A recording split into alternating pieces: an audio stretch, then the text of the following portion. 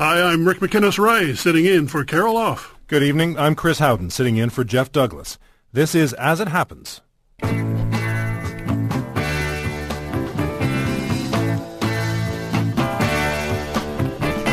Tonight. Postage, overdue. A Winnipeg woman's pleased to see Canada Post issue a stamp in honor of Raoul Wallenberg, the man who saved her life, then shocked to find a picture of her 14-year-old self on it.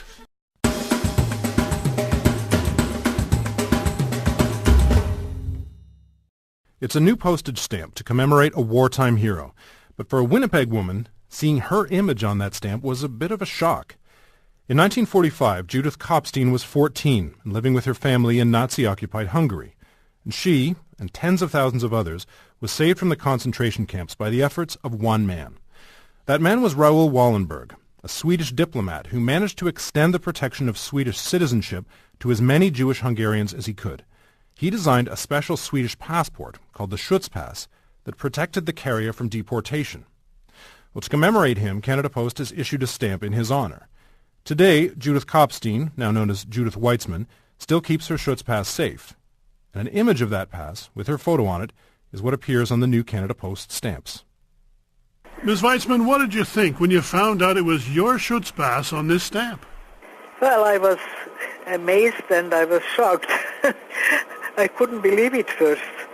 My daughter attended a movie performance about Wallenberg, and after the movie they announced that there is a stamp out with Wallenberg on it, and my daughter purchased it. She didn't even look at it until a day later, and then when she noticed it, she just almost fell over, as she said.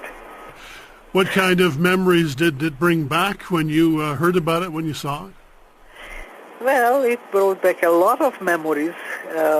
Not that I had ever forgotten those things, but it brought back the time when we were worried about being deported, and most of our relatives were already deported, and as we later found out, ended up in the gas chamber in Auschwitz. It looked like at that time that that's the future which is awaiting us. And then came a telegram from consulate of the Swedish consulate saying that my father's business friend from Sweden had sponsored us, and we are going to get safe passes called Shutz-Pass in German, which states that according to Swedish law, we are going to get Swedish citizenship as soon as we arrive in Sweden. And in the meantime, they expect that the authorities honor that and consider us as Swedes, and no anti-Jewish laws will be affected on us. And the friend who produced that pass, that was a man we all now know as Raoul Wallenberg. Yes, that was Wallenberg's doing. He actually designed that and made that possible for us. What kind of a difference do you think he made to your life? I mean, why was it important to have a Shutz-Pass in Hungary? Well, the Jews were deported. And without a Shutz-Pass, I would have been deported too. We were in hiding with my mother, and we felt that some of the Hungarian Nazis may or may not accept the Swedish Shutz-Pass, so we went into hiding, but somebody reported on us to the Hungarian Arrow Cross Party, which was the Nazi party in Hungary. Right. And they took us to the Hungarian Gestapo. And a few days later, they put us on a truck and delivered us with probably about 80 other women to the railway station. And fortunately, we were late. The wagons were left for the day, so they took us back to the Hungarian Gestapo, and next morning somebody from the Swedish consulate arrived there and asked that if there would be there any Swedes, namely those who had Shutz-Passes. And my mother and myself reported that we have Swedish Shutz-Passes, and he demanded that they should let us go. And they let us go. They managed to get back to the international ghetto. From then on, we were under the safeguarding of Wallenberg.